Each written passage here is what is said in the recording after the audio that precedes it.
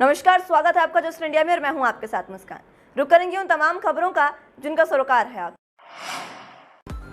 खबरों के प्रायोजक हैं आरोग्य मास्क लगाएं, कोरोना से सुरक्षित रहें। कमल Chowk industries, a trusted school of chalk, manufacturers and suppliers of chalk, color chalk, duster, mask, sanitizer, etc. Asian colour coated Ispat limited, आपका विश्वास हमारी पहचान। मेडिफिर international, taken a step to keep you safe from corona virus. रंज किया showroom in Rohtak and Bahadurgarh. Showroom पर आएं, test drive लें और गाड़ी बुक कराएं। बिहार में आज विधानसभा चुनाव के लिए मतदान हो रहा है। पहले चरण की 31 सीटों पर आज बिहार की जनता अपने मताधिकार का इस्तेमाल कर रही है। इस चरण में कई बड़े मंत्री और नेताओं की किस्मत दांव पर है। बीजेपी के कोटे से नीतीश सरकार में मंत्री डॉक्टर प्रेम कुमार की गया शहरी सीट पर भी मतदान हो रहा है। प्रेम कुमार सुबह के वक्त ही अपना वोट देने के लिए निकले। वो एक अलग ही अंदाज में वोट देने के लिए निकले थे। प्रेम कुमार एक वरिष्ठ नेता हैं, लेकिन वोट के लिए वो साइकिल पर बैठकर निकले। उनके साथ काफी संख्या में लोग मौजूद थे। उनके गले में बीजेपी का पटका था और चेहरे पर मास्क था जिस पर कमल का निशान बना था। साइकिल वाला अंदाज तो जरूर दिलचस्प था, लेकिन प्रेम कुमार जब मतदान के लिए पोलिंग बूथ पहुंचे तो वो अपने गले से बीजेपी के चुनाव चिन्ह का पट्टा निकालना भी भूल गए। साथ ही कमल के निशान वाला मास्क भी चेहरे पर लगा रहा। पोलिंग बूथ के अंदर चुनाव चिन्ह वाले परिधान के साथ पहुंचे। जब उनसे पूछा गया कि यह आचार संहिता का उल्लंघन है, इस पर उन्होंने कहा कि मेरी ऐसी कोई मंशा नहीं है।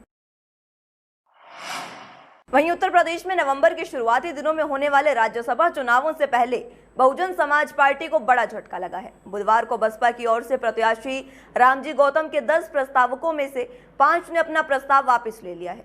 ऐसे में अब रामजी गौतम की उम्मीदवारी पर संकट खड़ा हो गया है। इन 5 प्रस्तावकों ने बुधवार को सुबह ही समाजवादी पार्टी के मुखिया अखिलेश यादव से मुलाकात की थी, जिसके बाद अब बसपा में बगावत के सुर दिखाई देने लगे हैं। बीएसपी के 5 विधायक बुधवार सुबह अचानक विधानसभा में अपना प्रस्ताव वापस लेने पहुंचे, जिससे यूपी की राजनीति में सरगर्मियां तेज हो गई हैं। बहुजन समाज पार्टी के असल चौधरी, असलम रायनी, मुस्तफा सिद्दीकी, हाकम लाल बिंद, गोविंद जाटव ने अपना प्रस्ताव वापस ले लिया है।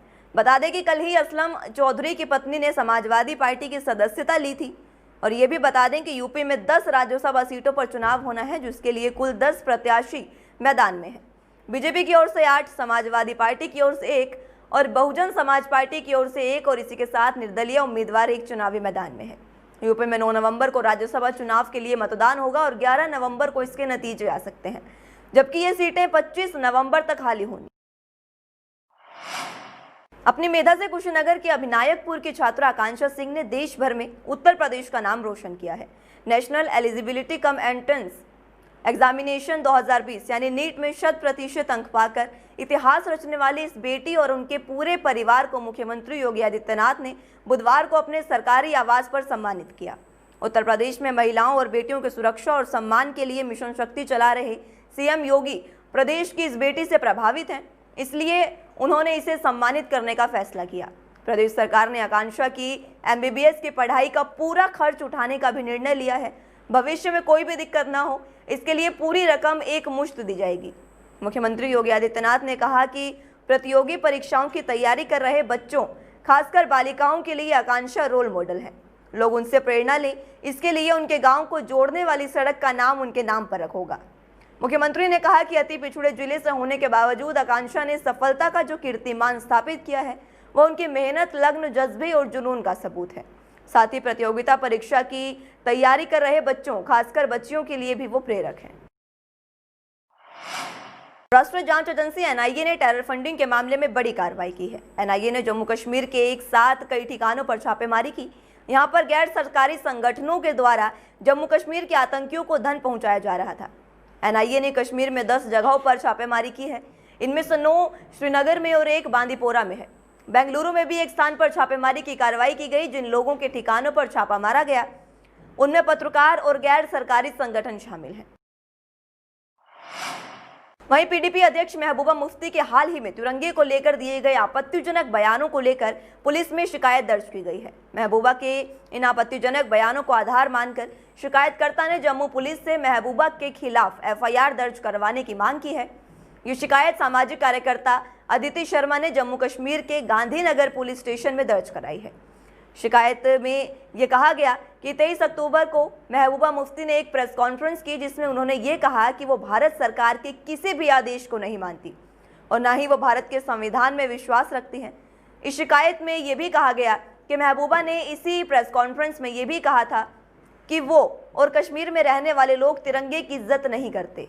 इस शिकायत में अदिति शर्मा ने कहा कि भारत का संविधान किसी को भी ये इजाज़त नहीं देता कि वो राष्ट्रीय ध्वज को लेकर आपत्तिजनक शब्द कहे। अपनी शिकायत में उन्होंने कहा कि भारत के नागरिक और जम्मू कश्मीर के लोग कभी भी ऐसी देश विरोधी बातों को बर्दाश्त नहीं करेंगे।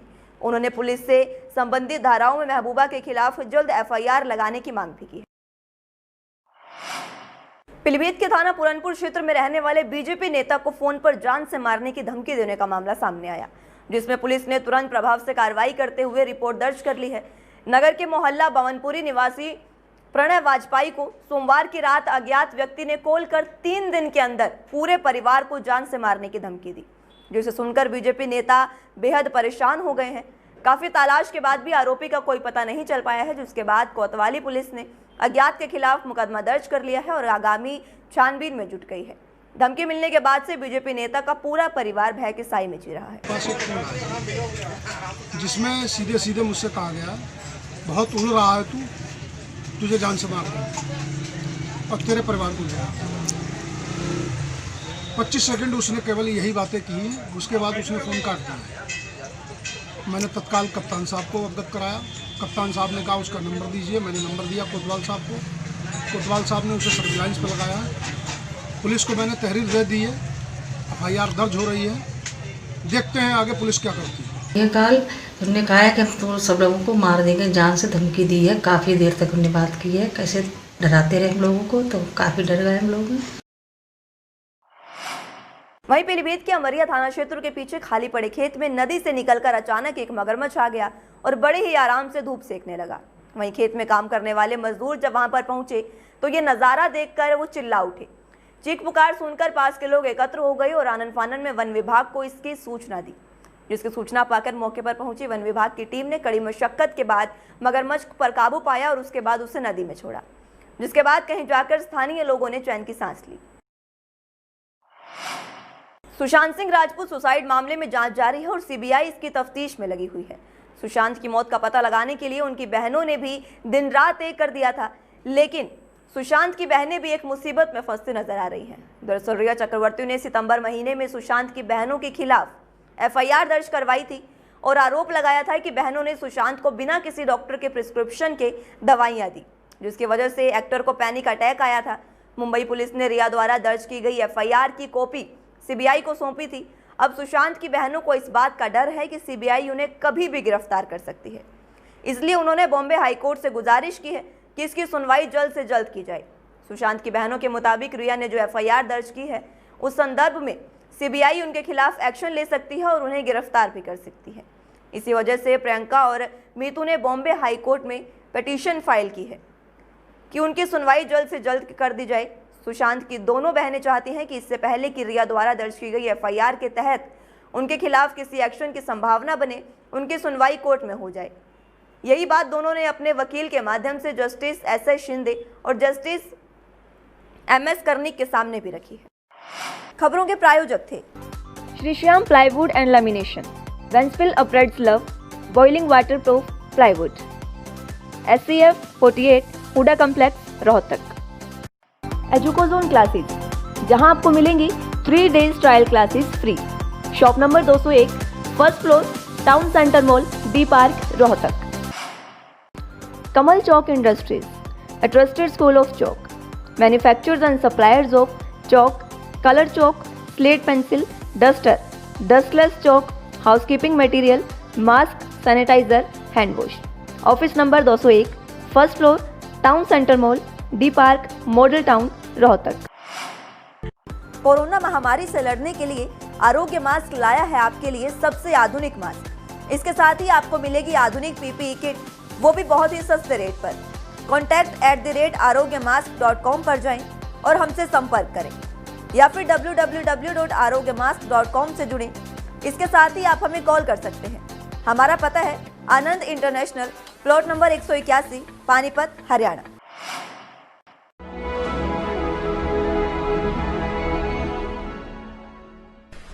चाचा, आपने नया घर बनवाया है तो घर की छत पर कौन सी शीट लगवाई है? बेटा, मैंने अपने घर की छत पर एशियन शीट लगवाई है क्योंकि वो कभी न मिटने वाले ओरिजिनल निशान की चादरें हैं। साथ में ISI का चिन्ह, 5 साल की वारंटी के साथ साथ पैसों का सही मूल्य देने वाली वही इकलौती शीट्स हैं। क्योंकि नाम नहीं, पहचान जरूरी है। फिलहाल के लिए इतना ही। जुड़े रहिए जस्ट इंडिया के साथ। नमस्कार।